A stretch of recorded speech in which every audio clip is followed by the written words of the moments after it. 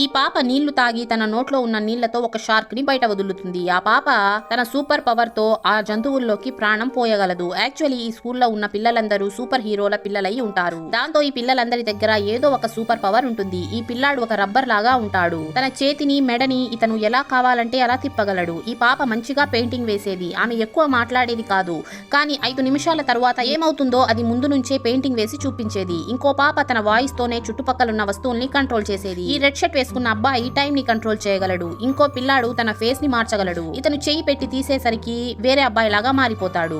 ఈ కవల అక్క తమ్ముళ్ళు ఇద్దరు టైం ని కంట్రోల్ చేయగలరు. తమ్ముడు టైం ని వెనక్కి తీసుకుని వెళ్తే అక్క ఆ టైం ని ముందుకి తీసుకుని వెళ్ళగలదు. అందరికంటే ఈ పిల్లాడి దగ్గరే చాలా సూపర్ పవర్స్ ఉంటాయి. ఇతను ఈజీగా తన సూపర్ పవర్స్ ని యూజ్ చేస్తూ ఉంటాడు. ఇంకో పిల్లాడు నడవలేడు, కానీ ఇతని కాళ్ళల్లోనే మొత్తం పవర్ ఉంటుంది. ఈ ఇద్దరి పిల్లల దగ్గర ఎలాంటి సూపర్ పవర్స్ ఉండవు, కానీ ఈ పిల్లలందరినీ ఈ ఇద్దరు పిల్లలు చాలా ఈజీగా హ్యాండిల్ చేసేస్తారు. ఇలాంటి స్కూల్లో మీరు చదవాలనుకుంటున్నారా? కామెంట్ చేసేయండి. వీడియో నచ్చినట్లయితే లైక్ చేసి ఛానల్ ని సబ్స్క్రైబ్ చేసుకోండి.